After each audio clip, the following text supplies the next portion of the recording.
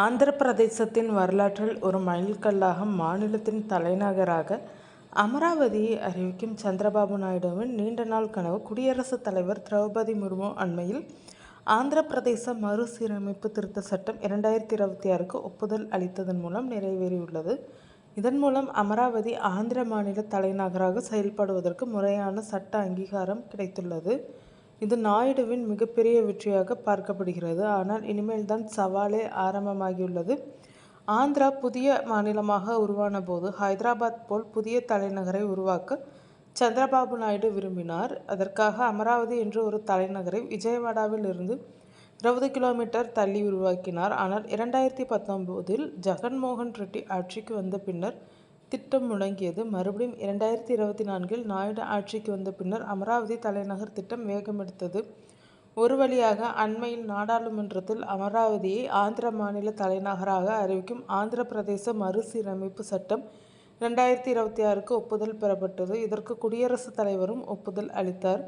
இதனால் அரசிதழில் அமராவதி தான் தலைநகர் என்று அதிகாரப்பூர்வமாக அறிவிக்கப்பட்டுள்ளது. இதன் மூலம் ஆந்திர முதல்வர் சந்திரபாபு நாயுடுவின் கனவு நிறைவேறியுள்ளது. இதனை வரவேற்ற ஆந்திர பிரதேச முதலமைச்சர் என். சந்திரபாபு நாயுடு குடியரசுத் தலைவரின் ஒப்புதலுக்கு தனது ஆழ்ந்த நன்றியை தெரிவித்தார். மேலும் இது மக்களின் நீண்ட நாள் விருப்பம் நிறைவேறிவிட்டதாக நெகிழ்ந்தார். இச்சட்டத்தை நடைமுறைக்கு கொண்டு வருவதில் தொடர்ந்து ஆதரவும் வழிகாட்டுதலும் வழங்கிய பிரதமர் நரேந்திர மோடி தலைமையிலான மத்திய அரசுக்கும் அவர் நன்றியும் தெரிவித்தார். இச்சட்ட மசோதாவிற்கு ஆதரவளித்த நாடாளுமன்ற உறுப்பினர்களுக்கும் இம்முக்கிய விவகாரத்தில் ஒன்றுபட்டு நின்ற மாநில தலைவர்களுக்கும் பொதுமக்களுக்கும் நாயுடு தனது பாராட்டை தெரிவித்தார். இத்தருணத்தின் உணர்வுபூர்வமான மற்றும் பொருளாதார முக்கியத்துவத்தை வலியுறுத்திய நாயுடு இந்த முன்னேற்றத்தை ஆந்திர பிரதேச மக்களுக்கு கிடைத்த வெற்றி என்று வர்ணித்தார். குறிப்பாக தங்கள் தியாகங்கள் மற்றும் தொடர் ஆதரவின் மூலம் இம்முயற்சியில் முக்கிய பங்காற்றிய அமராவதி விவசாயிகளையும் நிகழ்ச்சியுடன் நினைவு கூர்ந்துள்ளார். அமராவதியை ஆந்திர பிரதேசத்தின் நிரந்தர தலைநகராக திகழும் சட்டமும் நீதிமன்றங்களும் அதை பாதுகாக்கும் என்று முதலமைச்சர் சந்திரபாபு நாயுடு உறுதி அளித்துள்ளார். சந்திரபாபு நாயுடுவின் கனவு நிறைவேறிவிட்டது என்றாலும் இனிதான் ரியல் சவால் சந்திரபாபு நாயுடுவிற்கு ஆரம்பமாக போகிறது. ஏனெனில் ஆந்திர மாநிலத்தின் மொத்த கடன் 4.5 லட்சம் கோடி ரூபாய்க்கு மேல் உயர்ந்துவிட்டது. வருவாயில் பெரும் பகுதி வட்டி கட்டுவதற்கே செலவிடப்படுகிறது. நாயுடு நினைப்பது போல் உலகத்தரம் வாய்ந்த தலைநகரை உருவாக்க தேவைப்படும் கட்டமைப்பு வசதிகளுக்கு பல லட்சம் கோடி ரூபாய் தேவை. மத்திய அரசு வழங்கும் நிதியுதவி என்பது ஒரு தொடக்கத்திற்கு மட்டுமே உதவும்.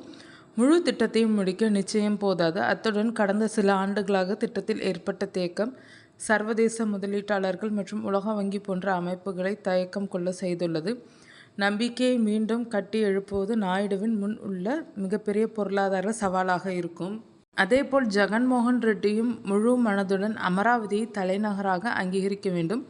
அவர் ஏற்க மறுத்தால் முதலீட்டாளர்கள் நம்பிக்கை இழப்பார்கள். ஏனெனில் 2029இல் சிக்கல் வரும் என்ற பயம் முதலீட்டாளர்களுக்கு உள்ளது. அதேபோல் நிலம் கையகப்படுத்துதல் என்பது ஒரு நிர்வாக நகருக்கு அடிப்படை. ஆனால் அமராவதியில் அதுவே சிக்கலுக்குள்ளாகியுள்ளது. அமராவதி அமையும் பகுதி கிருஷ்ணா நதிக்கரையில் அமைந்துள்ள மிக சிறந்த ஜரிப் வகை நிலங்கள்.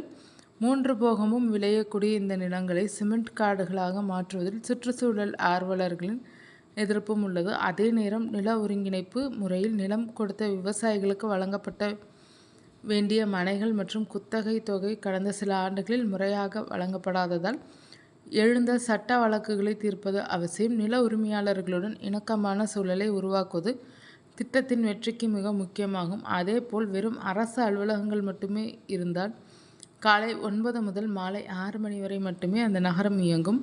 அலுவலக நேரம் முடிந்ததும் அது பேய் நகரமாக மாறிவிடும். குஜராத்தின் காந்தி நகரம் இப்படிதான் ஒரு காலத்தில் இருந்தது. எனவே மக்கள் நிரந்தரமாக குடியேற வேண்டுமென்றால் அங்கு சிறந்த பள்ளிகள், நவீன மருத்துவமனைகள், வணிக மையங்கள், பொழுதுபோக்கு இடங்கள் மற்றும் இரவு நேர பொருளாதாரம் அத்தியாவசியமாகும்.